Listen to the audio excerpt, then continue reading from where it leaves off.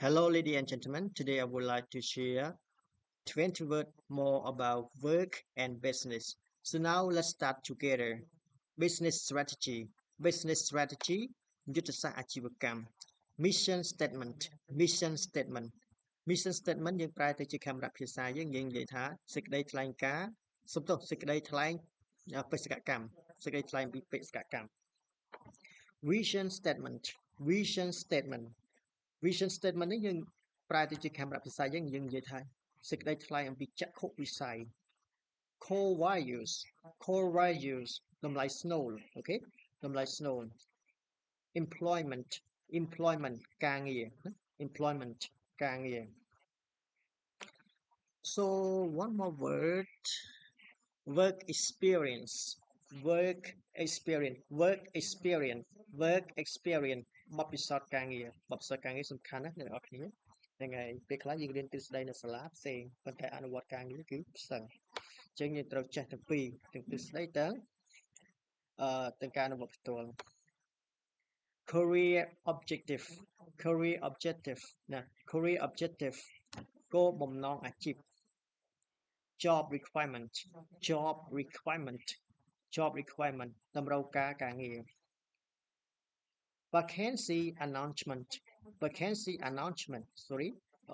vacancy announcement សេចក្តីប្រកាសជ្រើសបុគ្គលិកនៃសេចក្តីប្រកាសជ្រើសបុគ្គលិក candidate profile candidate profile candidate profile ប្រវត្តិបេក្ខជន candidate profile ប្រវត្តិបេក្ខជនអូខេប្រវត្តិបេក្ខជន employment agency employment agency employment agency employment agency ភ្នាក់ងារជ្រើសរើសបុគ្គលិកណាក្នុងបណ្ដាក្រុមហ៊ុនរោងចក្រមិនថាស្ថាប័នអីទេធំៗគឺសុទ្ធតែមានemployment agency អូខេ screening screening screening នេះយើងនិយាយពីការត្រួតពិនិត្យបេក្ខជននេះយើងនិយាយសម្រាប់កន្លែងការងារណា screening យើងប្រើបានច្រើនប៉ុន្តែក្នុងបរិបទការងារយើងប្រើថាការត្រួតពិនិត្យបេក្ខជន shortlist ណា shortlist ណា shortlist បញ្ជីបេក្ខជនជ្រើសណាបេក្ខជនជ្រើសរើស assessment center assessment center assessment center assessment center ហ្នឹងមជ្ឈមណ្ឌលវិយតម្លៃមិនថា assessment ហ្នឹងគឺយើងនិយាយពីវិយតម្លៃ assessment center នេះយើងនិយាយអំពីមជ្ឈមណ្ឌលវិយតម្លៃបេក្ខជន so one more word personality test personality test មិនយើងនិយាយថាការធ្វើតេស្តបុគ្គលិកលក្ខណៈធ្វើតេស្តបុគ្គលិកលក្ខណៈកន្លែងខ្លះយើងផលិតបច្ច័យមែនទែនគេធ្វើតេស្តអំពីបុគ្គលិកលក្ខណៈសំខាន់ណាគឺសម្រាប់បុគ្គលិកលក្ខណៈ commission commission នេះយើងនិយាយពីកម្រៃជើងសារ commission ណា commission កម្រៃជើងសារ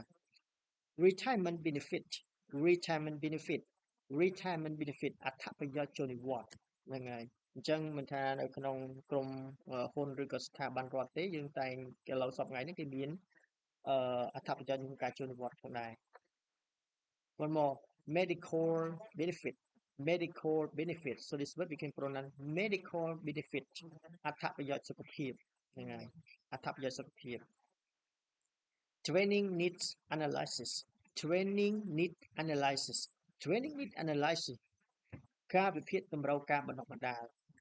ហ្នឹងហើយអញ្ចឹងការវិភាគអីក៏ដោយយើងត្រូវការបណ្ដុះបណ្ដាលបើមានបណ្ដុះបណ្ដាលទៅវិភាគហ្នឹងខុសហើយញ៉ៃឡើយអញ្ចឹងត្រូវការបណ្ដុះបណ្ដាលដើម្បីឲ្យមានបទពិសោធន៍នៅក្នុងការវិភាគអូខេអញ្ចឹងបទពិសោធន៍សំខាន់ណាមិនតែទៅវិភាគញ៉ៃតាមការយល់ឃើញបើយើងអត់មានទិន្នន័យច្បាស់លាស់ហ្នឹងវាអត់អាចយកជាការបានទេអញ្ចឹងការវិភាគត្រូវការមានទិន្នន័យលក្ខណៈបែបវិទ្យាសាស្ត្រ learning and development learning and development learning development សំខាន់ណាស់នៃការរៀនហើយនិងការអភិវឌ្ឍណាការរៀននិងការអភិវឌ្ឍសំខាន់មែនទែនបើយើងរៀនហើយយើងអត់បានទៅអភិវឌ្ឍស្មើនឹង0ចំណុចដែលមានប្រមាណក៏ស្មើនឹងចោលដែរអញ្ចឹងវាសំខាន់ទាំងអស់យើងអាចប្រកែទៅទ្រឹស្ដីទេតែអនុវត្តស្មើ0អញ្ចឹងមានតែបទពិសោធន៍មានតែការអនុវត្តផ្ទាល់